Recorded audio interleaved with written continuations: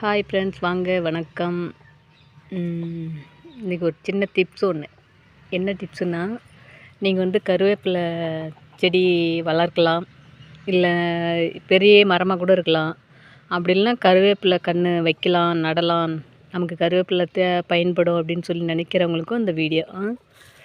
எனக்கு சரியாக பேசலாம் தெரியாது, அட்ஜஸ்ட் பண்ணி கேளுங்க. இதில் பார்த்திங்களா, இந்த கருவேப்பிலை எப்படி கரையேன்னு இருக்குது உள்ளே ஒரு மாதிரி. அது பூச்சி அரிச்சதும் இல்லை. இங்கே பாருங்கள், தெரியுதுங்களா? இதேமாரி நிறைய கருவேப்பிலை இருக்குது. அதனால் அதை பார்த்திங்களா, தெரியுதுங்களா உங்களுக்கு? ஃபுல்லாக மரம் ஃபுல்லாகவே அதே மாதிரி தான் இருக்குது. ஒரு கருவேப்பிலை கூட யூஸ் பண்ண முடியல. அதனால் என்ன பண்ணுறீங்க, இது என்ன பண்ணுறீங்கன்னா, இங்கே பாருங்கள், கழிச்சு விட்டு வச்சுருக்குறேன் பாருங்கள்.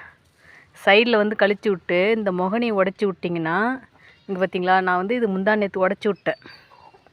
இதில் முந்தா நேற்று உடச்சி விட்டேன், முளைப்பு வந்துருக்கு பாருங்கள். சைடில் முளைப்பு வந்துடும், பக்க கிளை மாதிரி. இங்கே பாருங்கள், முந்தா நேற்று உடச்சி விட்டேன், இது முளைப்பு வந்துருச்சு பாருங்கள். பயப்படவே தேவையில்ல, வேருக்கு மட்டும்தான் பாதிப்பு இல்லாமல் பார்த்துக்கணுமே தவிர, இந்த தழையெல்லாம் கழிச்சு விட்டு இங்கே பாருங்கள், இப்போ இந்த சின்ன கிளை இருக்குதுங்களா, இது என்ன பண்ணுறீங்கன்னா இப்படி உடச்சி விட்ருங்க.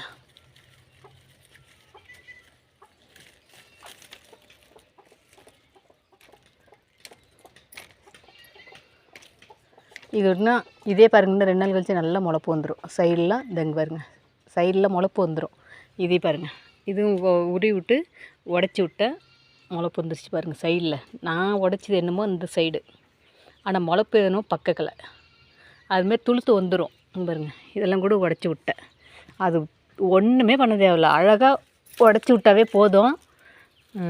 நிறைய பேர் குண்டு மல்லி செடி கூட வச்சுட்டு பூ பூக்கலை, ஒரு டைம் பூத்துது அதுக்கப்புறம் பூக்கிறதே இல்லை அப்படின்னு சொல்லிங்க. ஒரு டைம் பூத்துருச்சு அப்படின்னாலே அந்த குண்டு மல்லி செடியில் அந்த தழையை ஃபுல்லாக உருவி விட்டுறணும். குண்டு மல்லி செடியில் மட்டும்தான் அடுக்கு குண்டு மல்லி, ஒத்தடுக்கு குண்டு மல்லின்னு இருக்கும். அந்த குண்டு மல்லி செடி மட்டும் பூ பூத்த உடனே ஃபுல்லாக அந்த இப்போ அடி இருக்குதுன்னா அந்த அடி காம்போர்லேயும் இதுமாரி பிடிச்சி உருவி விட்டுருங்க.